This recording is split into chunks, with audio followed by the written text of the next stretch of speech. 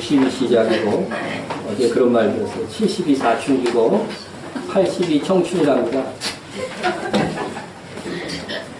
90이 이제 중년사. 저 안에서 오래오래 사시면서 하나님의 나라의 일들과 또 기도하는 어머니로서의 역할들을 잘 감당해 주실 줄로 믿습니다. 그 다음에 우리 말씀 암송 합니다. 우리 다 같이 시작. 사랑하는 자가 너희를 연단하려고 오는 불시험을 이상하게 당하는 것 같이 이상히 여기지 말고 오히려 너희가 그리스도의 고난에 참여하는 것으로 즐거워하라. 이는 그의 영광을 나타나실 때에 너희로 즐거워하고 기뻐하게 하려 함이라. 너희가 그리스도의 이름으로 시험을 받으면 복이 은사하노라. 영광의 영 곧 하나님의 영이 너희 위에 계시니라. 베드로전서 4장 12절에서 14절 말씀.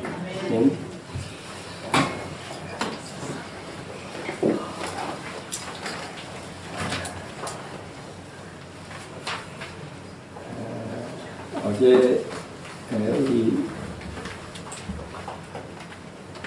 아들 반석이가 아는 녀석한테 자기 어머니한테 문자가 하나 왔는데 이런 문자가 왔대요. 어버이날에 온 문자. 어버이날에 엄마가 아들에게 보낸 문자입니다. 아들아, 꽃으로 퉁칠 생각이랑 말하라. 나이 드신 분 무슨 말인지 모르실 수도 있는데 잘 의미를 깨달으시기 바랍니다.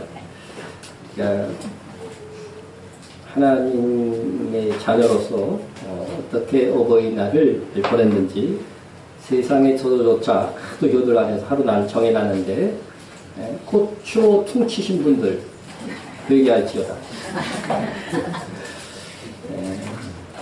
오늘 설교를 시작하면서 서울 글짓기 대회에서 한 10여 년 전쯤에 1등을 한 글입니다.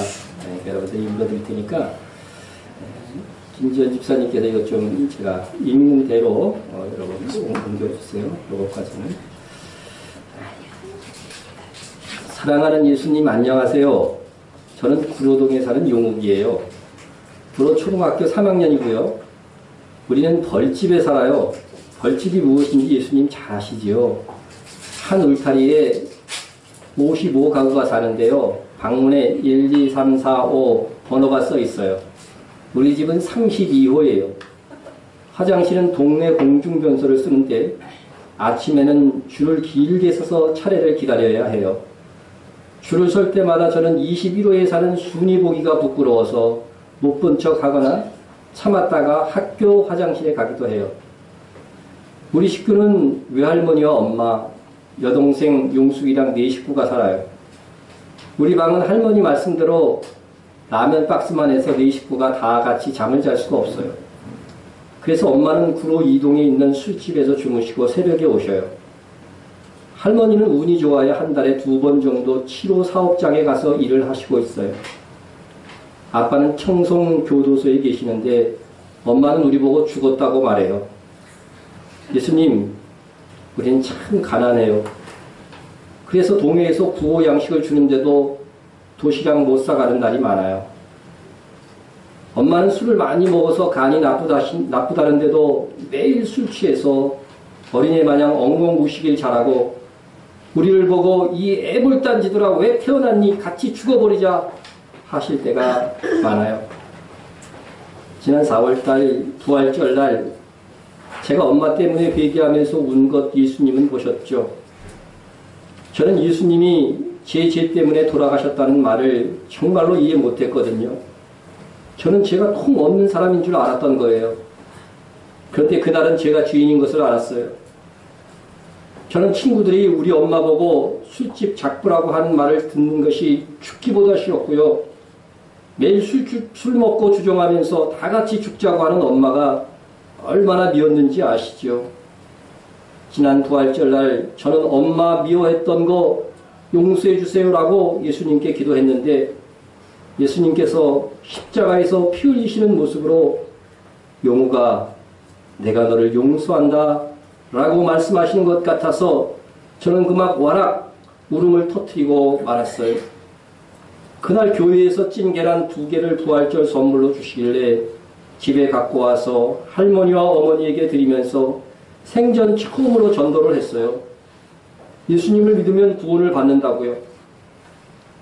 몸이 아파서 누워 계시던 엄마는 화를 내시면서 구원만 받아서 사냐 하시면서 집주인이 전세금 50만 원에 월세 3만 원을 더 올려달라고 하는데 예수님이 구원만 말고 50만 원만 주시면 내가 예수를 믿지 말라고 해도 믿겠다 하시지 않겠어요? 저는 엄마가 예수님을 믿겠다는 말이 신이 나서 기도한 거 예수님 아시지요? 학교 갔다 집에 올 때도 몰래 교회에 들어가서 기도했잖아요. 근데 마침 어린이날 기념 글짓기 대회가 덕수궁에 있다면서 우리 담임선생님께서 저를 뽑아서 보내주셨어요. 저는 청송에 계신 아버지와 서초동에서 꽃가게를 하면서 행복하게 살던 때 얘기를 그리워하면서 불행한 지금의 상황을 썼거든요. 청송에 계신 아버지도 어린이날에는 그때를 분명히 그리워하시고 계실 테니 엄마도 술 취하지 말고 희망을 갖고 살았으면 좋겠다고 썼어요. 예수님, 그날 제가 1등상을 타고 얼마나 기뻐했는지 아시지요? 그날 엄마는 너무 몸이 아파서 술도 못 드시고 울지도 못하셨어요. 그런데 그날 저녁에 뜻밖의 손님이 찾아오셨어요. 글짓기의 심사위원장을 맡으신 노 할아버지와 동화 작가 선생님이 무로무로 저희 집에 찾아오신 거예요. 대접할 게 하나도 없다고 할머니는 급히 동네 구멍가게로 가셔서 사이다 한 병을 사오셨어요. 할아버지는 엄마에게 똑똑한 아들을 두었으니 힘을 내라고 위로해 주셨어요. 엄마는 눈물만 줄줄 흘리시면서 엄마가 일하는 술집에 내려가시면 약주라도 한 잔 대접하겠다고 하니까 그 할아버지는 자신이 지으신 동화책 5권을 놓고 가셨어요. 저는 밤늦게까지 할아버지께서 지으신 동화책을 읽다가 깜짝 놀랐어요. 그것은 다름이 아니라 책갈피에서 흰 봉투 하나가 떨어지는 것이 아니겠어요? 표본이 생전 처음 보는 수표가 아니겠어요? 엄마에게 보내드렸더니 엄마도 깜짝 놀라시며 세상에 이럴 수가, 이렇게 고마운 분이 계시다니 말씀하시다가 눈물을 흘리셨어요. 저는 마음속으로 할아버지께서 가져오셨지만 사실은 예수님께서 주신 거예요 라고 말하는데 엄마도 그런 내 마음을 아셨는지 얘 용우가 예수님이 구원만 주신 것이 아니라 50만 원도 주셨구나라고 우시면서 말씀하시는 거예요. 할머니도 우시고 저도 감사의 눈물이 나왔어요. 동생 용숙이도 괜히 따라 울면서 오빠 그럼 우리 안 쫓겨나고 여기서 계속 사는 거야? 말했어요. 너무나 신기한 일이 주일날 또 벌어졌어요. 엄마가 주일날 교회에 가겠다고 화장을 10개 하시고 나선 것이에요. 대회에 가신 엄마가 얼마나 우셨는지 2눈이 솔방울만 해가지고 집에 오셨더라고요. 나는 엄마가 우셨길래 또 같이 죽자고 하면 어떻게 하나 겁을 먹고 있었는데 영우가 그 할아버지한테 빨리 편지 써. 엄마가 죽지 않고 열심히 벌어서 주신 돈을 꼭 갚아드린다고 말이야 라고 하시는 것 아니겠어요? 저는 엄마가 저렇게 변하신 것이 참으로 신기하고 감사했어요. 고마우신 예수님, 참 좋으신 예수님 감사합니다. 할아버지께서 사랑으로 주신 수표는 제가 커서 꼭 갚을게요.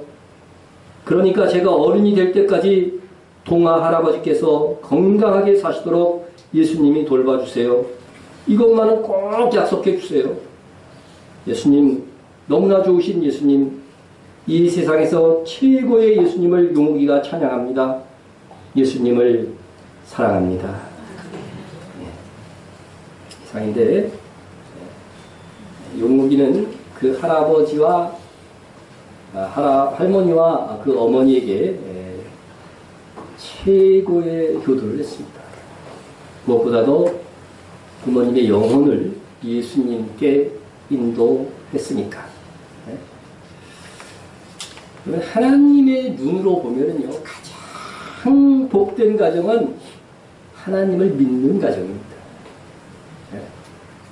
그 중에서 하나님께서 가장 사랑하시고 가장 복 주신 가정은 가족 전체가 하나님을 믿고 있는 가정이라고 할 수 있습니다.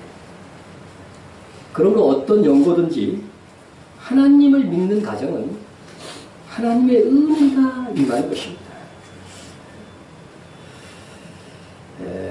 성경에서요, 두 가지 복에 대해서 이야기합니다. 두 가지 복.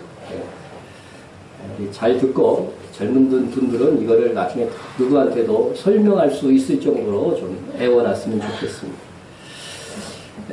히브리어로 아셀이라고 하는 복과 바라크라고 하는 복이 있습니다.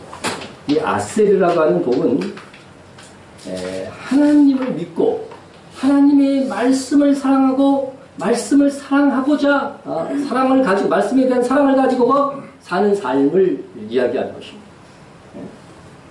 그러므로 여러분의 가정이 하나님을 믿고 그 말씀을 따라서 살고자 하는 그런 가정이라고 한다면 바로 성경이 말한 이 아셀의 복을 받은 것입니다.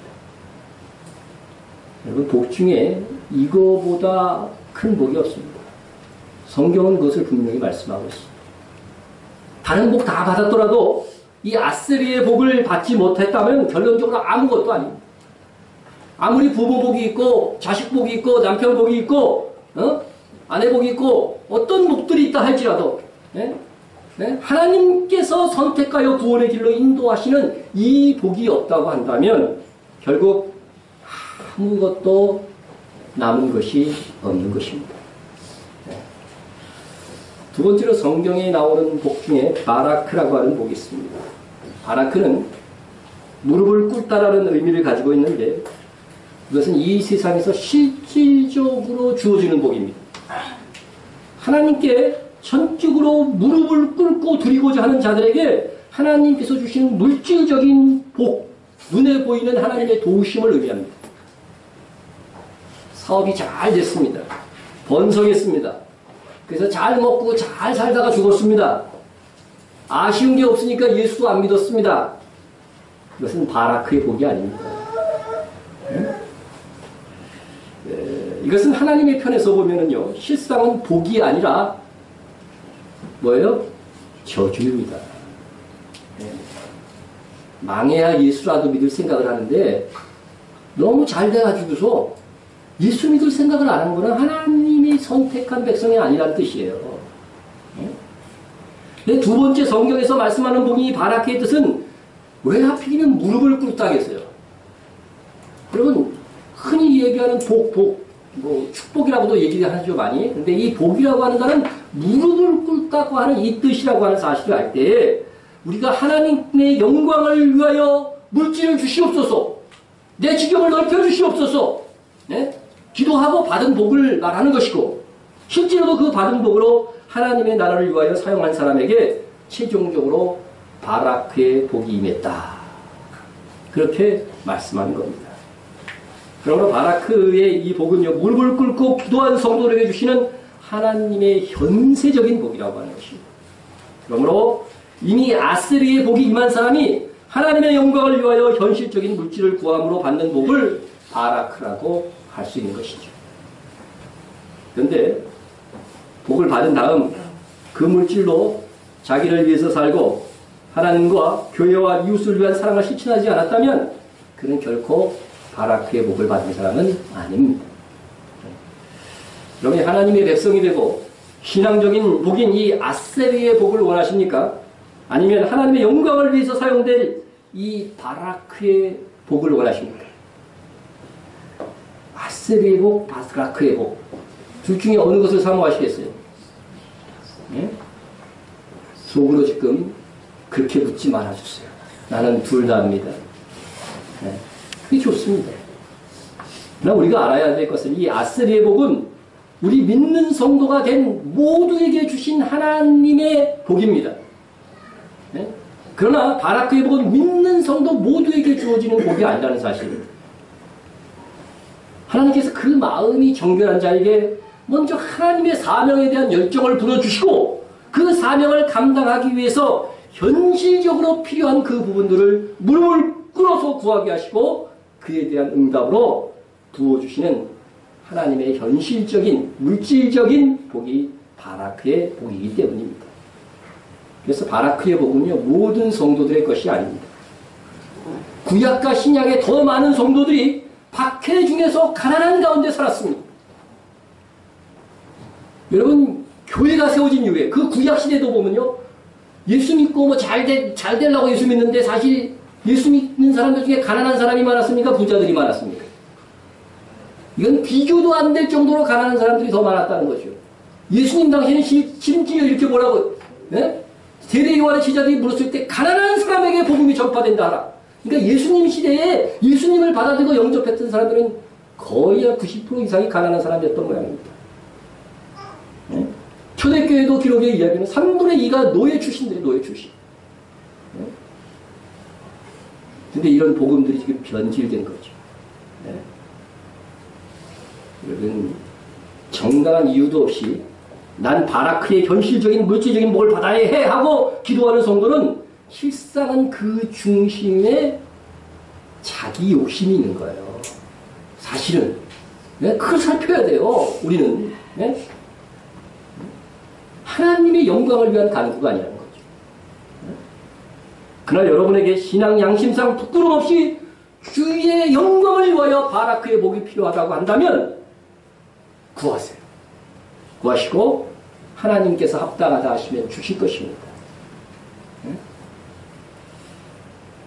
공부를 잘했는지 알아보기 위해서 제가 지금 이제 말씀드리는 이 말씀이 아세리의 복인지 바라크의 복인지 여러분 알아맞혀야 됩니다. 네, 봅시다. 야베스가 이스라엘 하나님께 아뢰어 이르되 주께서 내게 복을 주시려거든 나의 지역을 넓히시고 주의 손으로 나를 도우사 나를 환난에서 벗어나 내게 근심이 없게 하옵소서 하였더니 하나님이 그가 구하는 것을 허락하셨더라. 여러분, 야베스가 구한 복이 아세리예요, 바라크예요? 예? 아세리라고 하는 사람 좀 들어요. 두 명만 틀렸어요. 2명 들었으니까.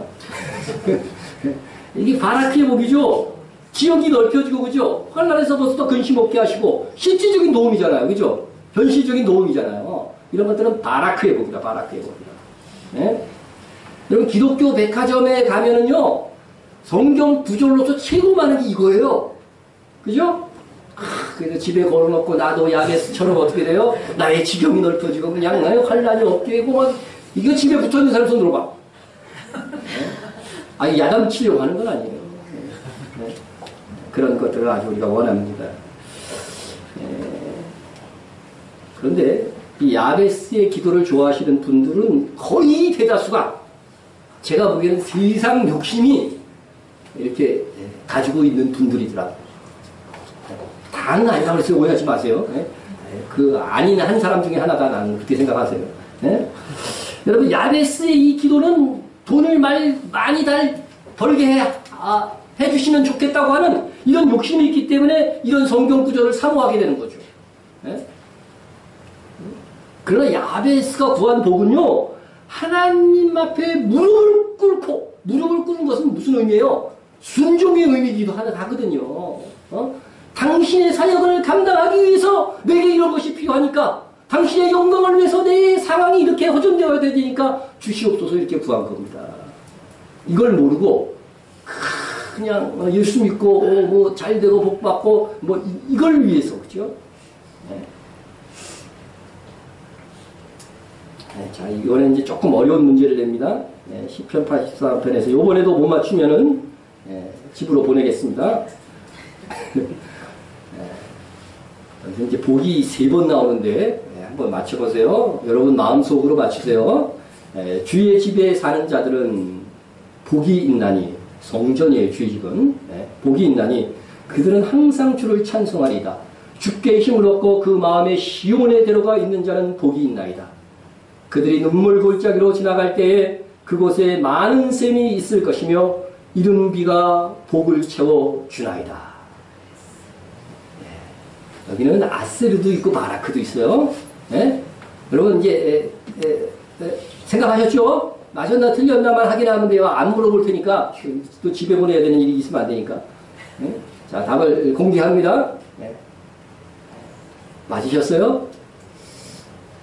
조용한 거 보니까 틀렸나 보네 또. 다시 설교해야 되나 이거? 네? 맞았죠? 네. 이 세 번의 복이라는 단어가 나오는데 그 중에 두 번은 아세르의 복이고 하나는 바라크의 복입니다. 이른 비가 내린다고 하는 것은 현실적인 복이에요. 이스라엘은 이른 비가 있고 늦은 비가 있어요. 그래서 항상 추수할 때는 이 비가 있어야 되는 거예요. 그러니까 이른 비도 하나의 복의 상징이고 늦은 비도 실질적으로 복의 상징이죠. 자, 여러분들이 항상 주를 찬송하고 있습니까? 여러분들이 주님께 힘을 얻고 있습니까? 네? 마음의 시온의 대로, 우리 왕 예수님이 오실 것에 대한 그런 마음이 있느냐, 이런 거, 사모함이 있느냐, 이거예요. 이런 마음이 있다고 한다면 여러분에게는 아세르의 복을 받은 것입니다. 네? 여러분, 바라크의 복은 안 받아도 상관없어요, 사실은. 엄밀한 의미에서. 그러나 이 아세르의 복은요, 반드시 받아야, 청취해야 돼요. 세례교환의 이후로 천국은 침노당한다고 했어요. 네? 근데 이 바라크의 복이 주어지지 않았어도 그래서 우리가 꼭 아세르의 복만은 받아야 된다. 그렇다고 바라크의 복을 무시하라는 것은 아닙니다. 네? 이 아세르의 복은 신약 성경에서 마카리오스, 헬라어가 신약 성경으로 되어 있잖아요. 그래서 마카리오스로 번역이 됐는데 이 마카리오스는 무슨 뜻이냐면 최고의 복이라는 뜻입니다. 최고의 복. 네? 그래서 성경에서 나오는 뭐 팔복이나 순교자의 복, 종말의 복, 영적인 복을 다 이 마카리오스, 아세르의 복으로 기록하고 있다는 것입니다. 네. 자, 그런데 특이한 것은 신약 구약 성경의 이 바라크의 복들도 일부는 마카리오스로 해석이 되어 있어요. 그것은 무슨 뜻이냐면 이 구약 시대의 물질적인 복조차도 신약에 와서는요, 영원한 복, 구원의 복의 상징이었다고 하는 것들을 보여주는 겁니다.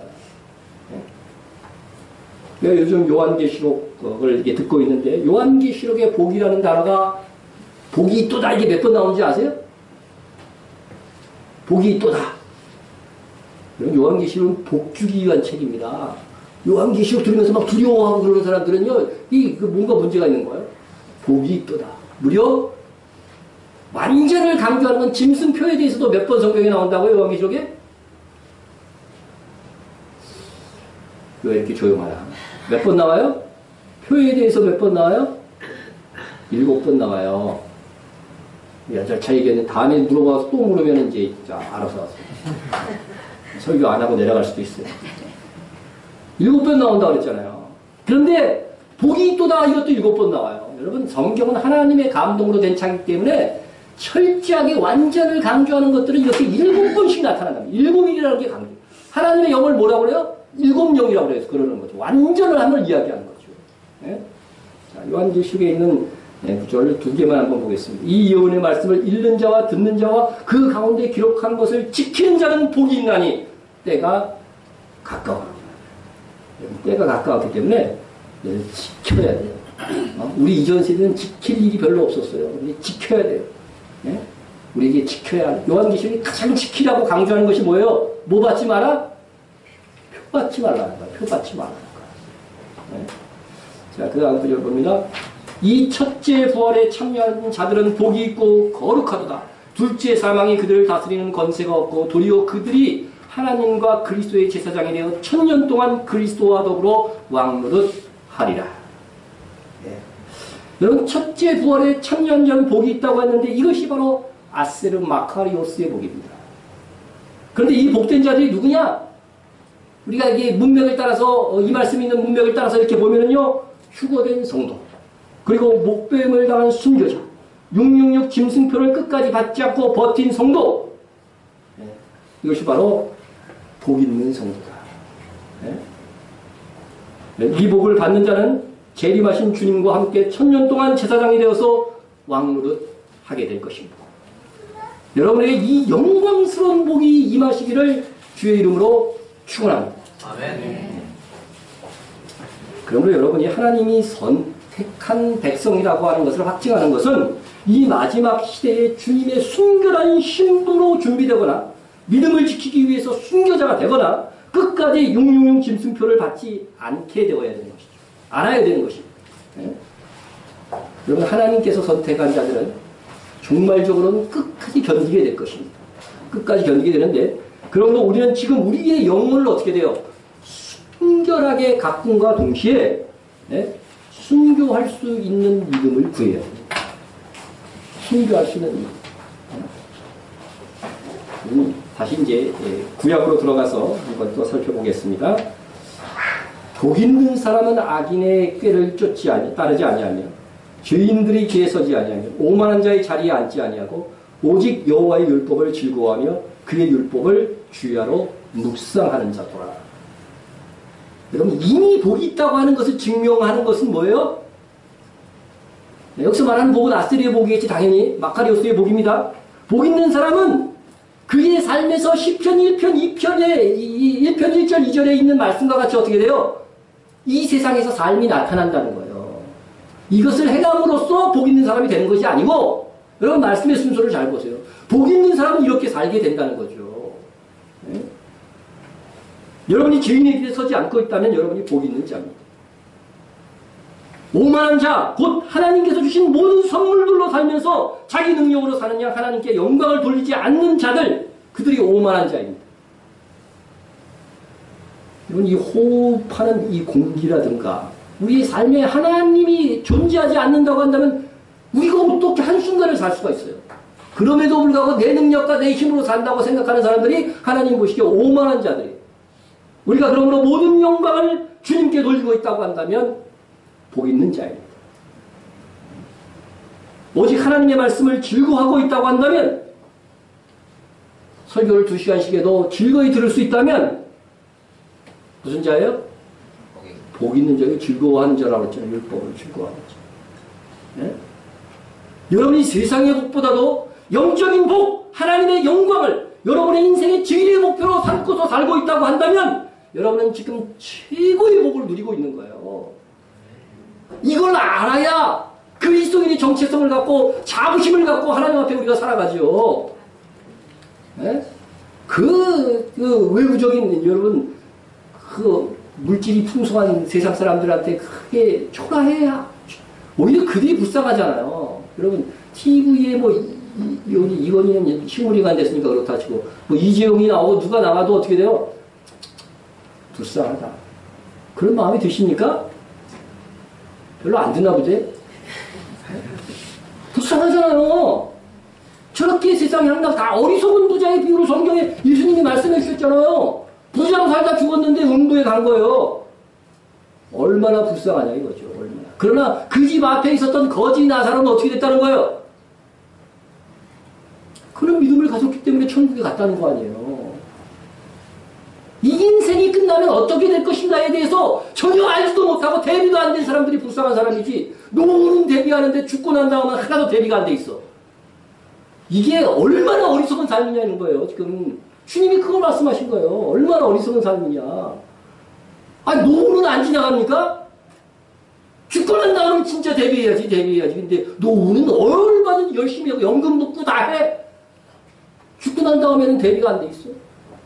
이게 얼마나 인간의 어리석음이라는 거 주님이 말씀하신 거예요. 네?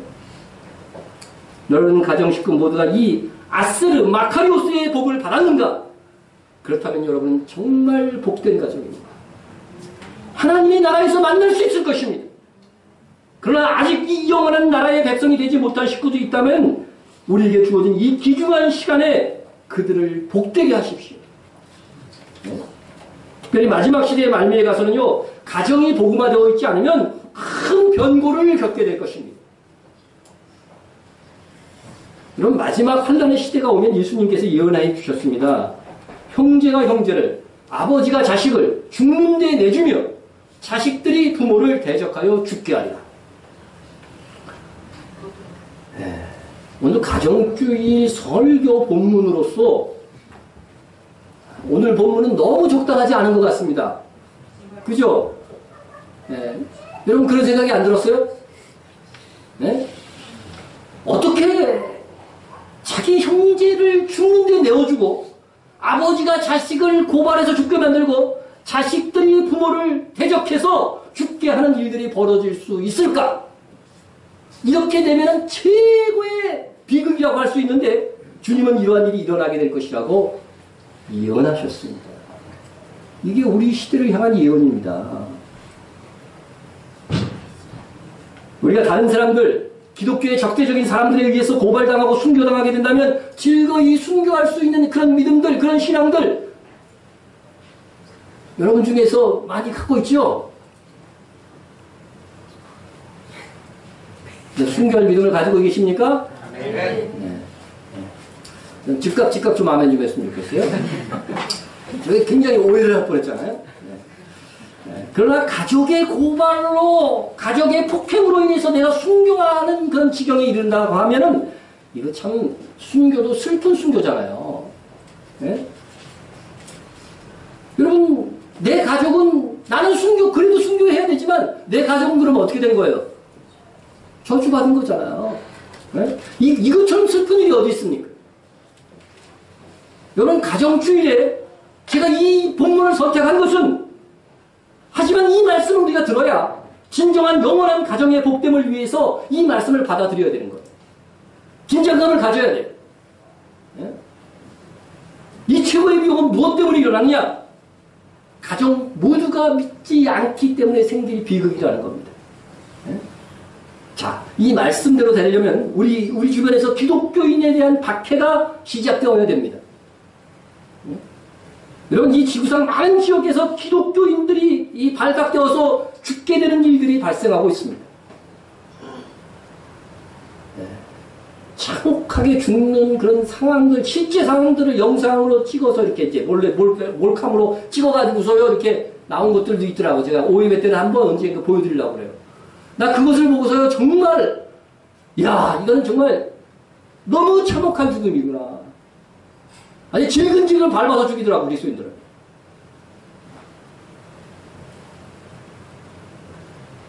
여러분, 이미 지구의 절반 정도는 이미 이것이 시작됐다는 사실을 아셔야 돼요. 그리고 교황은 뭐예요? 근본주의자들이 세계 평화를 해치는 자라고 하면서 여론을 조성하고 있어요, 지금. 근본주의자들이 누군지 아세요? 성경을 문자 그대로 믿는 사람들이 근본주의자라는 거예요. 우리예요, 우리. 때가 되면 우리를 박해의 그런 현장으로 내몰 것입니다. 여러분, 예수님의 제자 12제자 안에서 예수님을 배반한 자들이 나오는 것처럼 마지막 시대는 분명히 성경에 배도의 역사가 있고 그 배도한 자들이 참 그리스도인들을 박해할 것이라고 얘기하고 있어요. 이미 분위기는 조성되어져 있어요. 그래도 설마 내 가족 중에 믿지 않는 자들이 내가 예수를 믿는다고 고발하여 죽게 만들까 하실지는 모르겠습니다. 그러나 예수님께서 하신 이 예언은 문자적으로 그대로 이루어질 것입니다. 성경 예언이 문자적으로 안 이루어진 적이 있습니까? 처녀가 잉태에 아들을 낳을 것이라고 하는 것도 문자적으로 다 이루어졌는데요. 정말 자기 가족 중에 예수님을 믿는 자가 있을 텐데 그 분노를 이기지 못해서 고발하여 죽게 만드는 거 직접 죽이는 일이 발생할 것인가? 이제 이 예언은 이제 과학적으로도 가능한 시대가 되어버리고 말았습니다. 여러분, 짐승표, 오늘 나온 이 베리칩이 될 것이라고 거의 예상되는데 이 베리칩을 받는 자들이 이 표를 받음으로써 인터넷을 통해서 적그리스도가 주는 생각으로 그 마음을 컨트롤 당하는 기술이 이미 개발되었습니다. 지금은 그걸 어떻게 사용해요? 내가 내 생각을 가지고 있으면은요, 손을 못 움직이는 사람들도요, 상대를 움직이게 할 수 있어요. 주변에 로봇 그런 걸 다 움직이게 해가지고서 커피도 갖다 주고, 여러분, 이거는 정말 뉴스에서 다 나온 이야기예요. 제가 그냥 드리는 얘기가 아니고. 그러나 그들은 이 편리를 이용해서 이 표를 받고 나면 반대로 사용할 거예요. 컴퓨터에서 사람을 쇠뇌시킨다는 거죠. 컴퓨터에서 우리 마음을 컨트롤한다는 거죠. 네? 얼마 전에 지드래곤이라는 가수가 노래 부르는데 가구통을 쫙 뻗더라고요. 근데 여기 딱 무슨 글씨가 써 있어요. 뭐라고 써 있는지 아세요? 마인드 컨트롤이라고 써 있다. 마인드 컨트롤. 네? 우리의 마음을 컨트롤해 갖겠다는 거예요, 앞으로. 그 문화를 통해서. 앞으로 베레칩을 통해서 우리의 마음과 생각도 자기 마음대로 컨트롤 하겠다고 하는 것들을 예언적으로 그들이 보이고 있다니까요, 지금. 네? 인터넷 가서 찾아보세요. 있어요. 네? 여러분, 불신자라도 정상적인 사람이라면 그래도 가족인데 기독교인이라고 그를 죽음으로 내몰 수가 있겠어요. 그런데 강제로 표를 받는 시대에는 그 마음이 조종되어져서 기독교에 대한 미움과 적의와 분노를 표출하게 될 것입니다. 그것을 계속해서 마인드 컨트롤 시킬 것입니다. 정말 주님의 말씀대로 형제가 형제를, 아버지가 자식을 죽는 데 내어주며 자식들이 부모를 대적하여 죽게 하는 일이 우리가 믿는 이 믿음 때문에 발생할 거라는 거예요. 이게 현실적으로 세계적으로 발간한 적이 없어요. 그러나 마지막 시대는 그렇게 될 것이라고 하는 거예요. 예? 여러분, 그런 날이 멀리 있다고 생각하지 마세요. 정확하게는 알 수 없죠. 그런데 저는 한 10여 년 후쯤이면 우리에게 이게 현실적으로 다가올 것입니다. 제가 미리 말씀드립니다. 10년 이상 더 살 분들은 한번 생각을 오늘의 제 말을 잘 기억하세요. 그때가 오기 전에 우리가 복음을 전해야 됩니다. 마지막 시대임을 알려야 됩니다. 가장 행복한 가정에 대한 희망을 잃지 말아야 됩니다. 하나님께서 여러분의 전도와 사랑과 인내를 통해서 여러분의 가족과 그 사랑하는 사람들을 구원하실 계획을 가지고 계십니다. 여러분이 진실로 간절히 사랑으로 간구한다면 사랑의 하나님께서 응답해 주실 것입니다. 그날이 오기까지 최선을 다한 후에 그래도 안 된다고 한다면 그것은 나머지는 하나님의 뜻에 맡기는 수밖에 없습니다. 우리는 가족을 사랑하되 주님보다 더 사랑해서는 안 됩니다. 그것은 복음을 전하는 방법이 되지 못합니다. 얼마 전 우리 교단 합동총회 교육진흥원에서 320명의 교인을 상대로 무작위로 주일 성수 시태를 조사한 결과 주일에 결석하지 않는다. 자기는 어떤 일이 있어도 주일에 결석하지 않는다의 비율이 29.1%였습니다.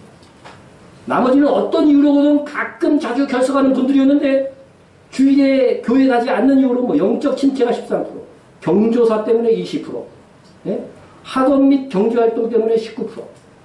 그런데 가족과 함께 여가 및 취미생활로 주일을 지키지 못하는 비율이 무려 47.2%입니다.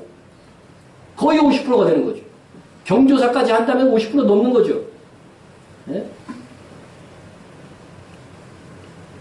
여러분, 가족이 우선이어서 주일에 교회에 나오지 않는 것이 정말 가족을 위한 행동일까요? 구약시대에 보세요 한번. 하나님이 어떤 비중을 더 크게 다루시는가? 도둑질한 처벌 규정과 안식일을 지키지 않은 처벌 규정, 이거는 비교할 수가 없어요. 도둑질하는 것은요, 거기에 좀 벌칙을 더 해가지고서 더 해서 이렇게 각도로 이게 만들어놨잖아요. 율법에. 그런데 안식일을 지키지 않는 자들은 어떻게 하라고 되어 있는지 아세요? 죽여라요. 하나님, 이스라엘에게서 끊어질 것이라고. 이스라엘에서 끊어진다는 거죠. 결국 이 말씀은 뭐냐면요. 하나님을 믿는다는 것, 예수님을 믿는다고 하는 최소한의 커트라인은 뭐냐면 주일성수라는 거예요. 이거 안 되는 사람들은요, 지금도 세상과 타협하는데, 경조사가 있으면 주님이 아니라 저희 세상으로 사람을 따라서 가는데, 베리칩을 강제로 맞는 데 되면 그 당시에 그 편리를 위해서 맞지 않겠어요? 지금 주일성수 못하는 사람들은요, 베리칩 맞을 사람들이에요.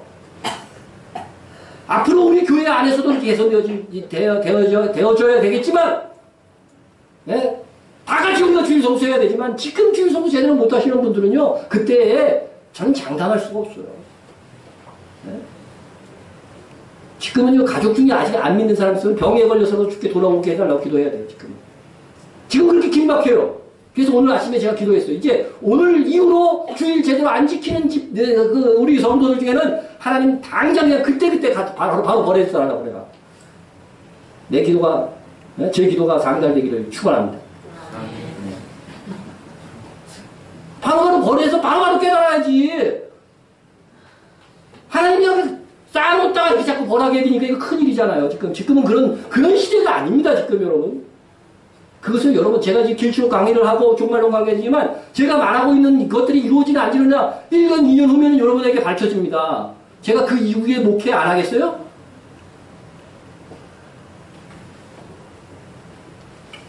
여러분, 이제는 정말 비장한 각오로 신앙생활을 해야 됩니다. 주일을 내 생명처럼 지켜야 됩니다. 어저께 제 문자에 동생 결혼식이 있어서 오늘 못 갑니다 하는 문자를 보내신 분이 하나 있었어요. 아니, 설교 준비하는데 무슨 열받게 할 일이 있어요? 여러분 이제 그렇게 살면 안 됩니다. 그런 시대가 아닙니다. 연약한 자들에게 대해서는 제가 이해를 합니다. 초신자라면 이해합니다. 아직 모르니까. 그러나 예수를 믿고 10년이 20년이 넘어가지고서 말이야. 그런 문자를 보내고 그러면 얼마나 불쌍한지, 그 영혼. 아직 예수 안 믿은 거예요, 그거는요. 예수 믿는 것이 제가 뭐라고 강조했습니까? 예수님이 나의 주인 되심이라고 그랬잖아요. 주인 되심. 내 마음대로 했는데 무슨 예수님이 주인이야? 그렇잖아요. 주님의 말씀대로 행해야 예수를 믿은 거예요. 예? 우리가 넘어지고 쓰러질 때가 있지만은 우리의 기본이 하나님 지향성이 있어가지고서 어떻게 쓰든지 하나님의 말씀을 살고자 하는 이 기본적인 태도가 있어야 구원받은 성도라는 거예요.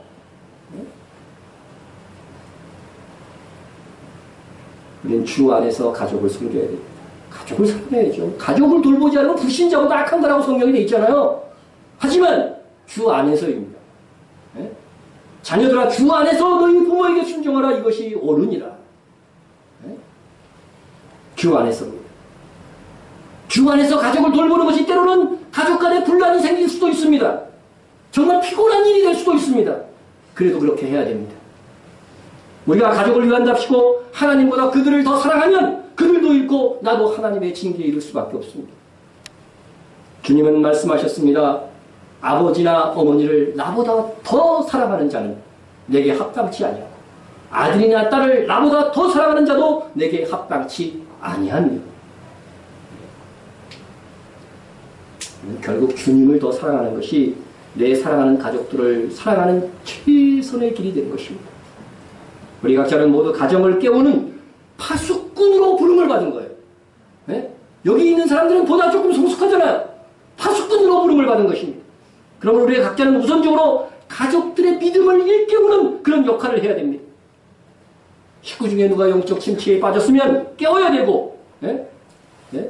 불신자라고 한다고 한다면 여러분 복음을 전해야 되는 파수꾼의 역할이 있는 겁니다.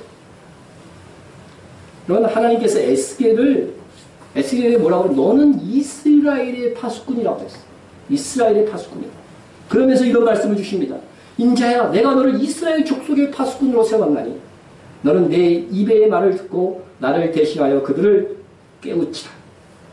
가령 내가 악인에게 말하기를 너는 꼭 죽으리라 할 때에 내가 깨우치지 아니하거나 말로 악인에게 일러서 그의 악한 길을 떠나 생명을 구원하게 하지 아니하면 그 악인은 그의 죄악 중에서 죽으려니와 내가 그의 핏값을 내 손에서 찾을 것이고. 네? 무슨 말입니까? 내가 당연히 내게 맡겨준 사람 그 자에게 가서 일르라고 했는데 복음으로 안 일렀어요. 그래서 그 사람이 모르고 죽었어요. 그럼 누구 책임? 내 책임. 에스겔은 이스라엘의 파수꾼으로 이스라엘의 손자로 세움을 받았기 때문에 그렇지만 우리는 우리 가족에 뭐예요? 파수꾼이란 말이에요. 우리 가족에게도 그러한 경각심을 심어주지 않고 그 가족이 망한다고 한다면은 이거는요 뭐예요? 그 핏값을 우리에게서 찾겠다는 거예요. 이어지는 말씀입니다. 내가 악인을 깨우치되 그가 그 악한 마음과 악한 행에서 돌이키지 아니하면 그는 그 죄악 중에 죽으려니와 너는 내 생명을 보존하리라. 네. 내가 복음을 전했는데도 효과가 하나도 없어. 그래도 뭐예요? 그렇게 순종하여 전한 사람에게는요 책임을 묻지 않겠다는 거예요. 그러므로 우리에게 있어야 될 것은 전했느냐 전하지 않았느냐. 네? 그렇다고 이 말씀이 두려워서 한 번 그냥 딱 얘기하고 끝나라는 소리예요? 기회가 있을 때까지 꾸준하게 복음을 전해야 됩니다. 네? 그런 두려움으로 우리가 이 말씀을 받아야 됩니다. 선지자가 악인을 깨우치지 않으므로 그 핏값을 선지자에게 물으실진데 우리가 내 가족의 파수꾼으로 부름을 받았음일진데 내 사랑하는 가족에게조차도 깨우치고자 노력하지 않는다고 한다면 그것은 하나님의 징벌을 받아 마땅하다는 것입니다.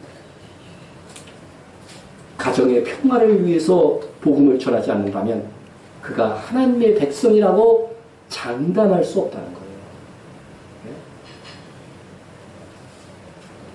저는요 가족의 문제일 뿐 아니라 내 생명이 달린 문제예요. 정말로. 그죠? 말씀 그대로 우리가 봐요. 말씀 그대로 받아들여야 돼요. 네? 진정한 이 평화는요 항상 사탄과의 싸움에서 이겨야 얻어지는 것입니다. 불신의 세력과 치열한 혈전을 통하여서 얻어지는 것입니다. 그러니까 마지막 시대를 향한 이 요한계시록은 전부 다 뭐예요? 이기는 자에 대한 약속으로 가득 차 있어요. 이기는 자. 네? 이기는 자에 대해서만 복된 약속을 주시고 계신 것입니다. 우리 요한계시록에 나온 이기는 자만 다 한번 봅니다. 이기는 그에게는 내가 하나님의 낙원에 있는 생명나무 열매를 주워 먹게 하리라. 이기는 자는 둘째 사망의 해를 받지 아니하리라. 이기는 그에게는 내가 감췄던 만나를 주고 또 흰 돌을 줄 터인데 그 돌 위에 새 이름을 기록한 것이 있나니 받는 자밖에는 그 이름을 알 사람이 없느니라. 이기는 자와 끝까지 내 일을 지키는 그에게는 만국을 다스리는 권세를 주리니 이기는 자는 이와 같이 흰 옷을 입을 것이요 내가 그 이름을 생명책에서 결코 지우지 아니하고 그 이름을 내 아버지와 앞과 그의 천사들 앞에서 시인하리라. 이기는 자는 내 하나님의 성전에 기둥이 되게 하리니 이기는 그에게는 내가 내 보좌와 함께 앉게 하여 주기를 내가 이기고 아버지의 보좌에 함께 앉은 것과 같이 하리라. 여러분의 가정이요, 하나님의 말씀이 이기는 가정이 되게 하십시오. 여러분의 자신이 복음을 끝까지 사수해서 이기는 자가 되고 또 여러분의 가정 모두가 이기는 자가 되도록 도와주어야 됩니다. 가족에 저항이 있어도 그 가족들에게 진정한 복, 아셀의 복, 마카리오스의 복, 천국의 복을 나눠주기 위해서 노력하는 성도가 진정으로 가족을 사랑하는 성도다. 그리고 이미 믿음 안에 있는 가족들이 있을 거예요. 우리는 이 가족들에 대해서는 서로 믿음이 침체되지 않고 더욱더 고양되고 증진될 수 있도록 서로 격려하고 믿음으로 함께 나아가는 그런 가족의 구성원들이 되어야 되는 것입니다. 바울이 마지막 시대를 향해서 이렇게 말했습니다. 너는 이것을 알라. 말세에 고통하는 때가 이르러 사람들이 자기를 사랑하며 돈을 사랑하며 그렇죠? 자랑하며 교만하며 비방하며. 여러분 주변의 사람들 이렇지 않아요? 자기 중심주의. 나는 그렇지 않은가도 살펴야 돼요. 근데 뭐가 또 있어요? 부모를 거역하며. 자기를 너무 사랑한 나머지 그 부모까지 거역하는 시대가 마지막 시대가 될 것이라는 것입니다. 그러나 마지막 시대에 하나님께서는 우리 믿는 자들을 위해서 엘리야의 영을 보내실 것을 약속하셨습니다. 보라, 여호와의 크고 두려운 날이 이르기 전에. 언제예요? 주님 다시 오실 날입니다. 여호와의 크고 두려운 날이 이르기 전에 내가 선지자 엘리야를 너희에게 보내요. 여러분, 재림의 날 전에 엘리야를 보내실 것입니다. 예수님의 초림 때에도 엘리야의 영을 가진 누구를 보냈어요? 세례 요한을 보냈습니다. 그래서 전부 다 세례 요한이 예수님을 향하도록 만들었죠. 네? 하지만 주님의 재림 전에도 엘리야를 보낼 것을 약속하셨습니다. 엘리야의 영이 임하면 어떻게 될까? 다음 절에서 그가 아버지의 마음을 자녀에게로 돌이키게 하고 자녀들의 마음을 그들의 아버지에게로 돌이키게 하리라. 아버지의 마음을 자녀에게로입니다. 자녀의 마음을 그들의 아버지에게로입니다. 이것은 이중적인 해석이 가능합니다. 하나님 아버지의 택하신 자녀들 이스라엘의 회복을 예언하는 겁니다. 엘리야의 영이 임할 때 분명히 엘리야와 같은 자가 등장해서 이스라엘을 어떻게 돼요? 예수를 믿게 만들 거예요. 예수를 통해서 하나님 아버지로 나가게 만들 것입니다. 이것에 대한 예언이기도 합니다. 하지만 이것은 가정의 회복에 대한 말씀이기도 한 것입니다. 여러분의 가정에 엘리야의 영이 임해서 아버지의 마음을 자녀에게로 돌이키게 하고 자녀들의 마음을 그들의 아버지에게로 돌이키게 하는 복이 임하기를 축원합니다. 근데 경고의 말씀이 붙었어요.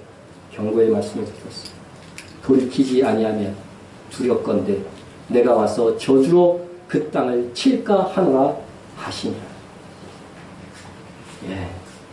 이 말씀을 우리에게 적용시키면 가정이 복음화되지 않으면 예수님의 말씀처럼 형제가 형제를, 아버지가 아들을, 자식이 부모를 죽는 데 내어주는 비극이 생기게 될 것입니다. 우리가 할 수 있는 것은 최고의 복인 믿음의 선물이 우리 가족 식구들 모두에게 임하게 하는 것입니다. 한 가지 이야기만 하고 말씀을 마칠까 합니다. 물론 아브라함이 자기 조카 롯이 있는 소돔과 고모라를 하나님께서 멸망시키려고 하니까 어떻게 기도했어요? 의인 50이 있으면 멸망시키겠나니까? 그랬더니 어떻게 했어요? 하나님이 50만 있으면 멸망 안 시키겠다. 그러다 쭉쭉 내려가다가 몇 명까지 내려갔어요? 의인 10명만 있어도 10명만 있으면은 소돔과 고모라 우리 롯이 있는 조카 롯이 있는 그 소돔과 고모라 멸망시키지 않고 그대로 보존하시겠습니까? 그랬더니 하나님 뭐라고 그러셨어요? 오케이. 근데 아브라함이 좀 5명까지 좀 내려가지. 왜 10명에서 그쳤을까요?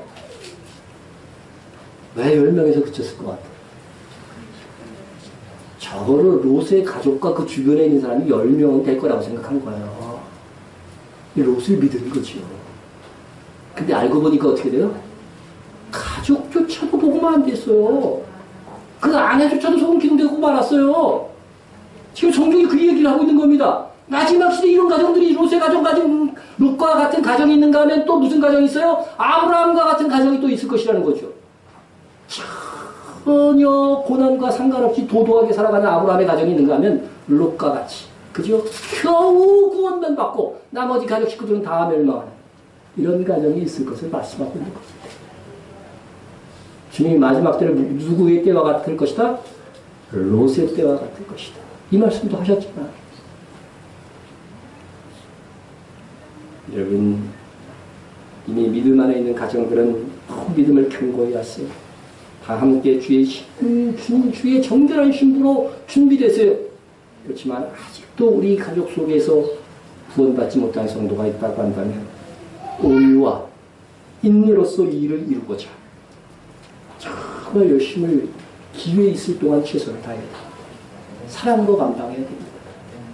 그래서 그 은혜에 하나님께서 은혜를 내려주셔서 그들에게도 우리와 같은 이 복음 속에서 정말 하나님의 아스레의 복이 임하고 때로는 바라크의 복도 임해서 이 마지막 시대를 정말 화목한 가정으로 온전한 가정으로 이끌어갈 수 있는 여러분들 되시기를 주의 이름으로 축원합니다. 기도하겠습니다. 통성으로 기도하겠습니다. 통성으로 복 있는 사람이 되게 하심을 감사합니다. 기도하시고요. 복 있는 자임을 증명하는 나의 삶이 될 수 있도록 위해서 기도해 주시기 바랍니다.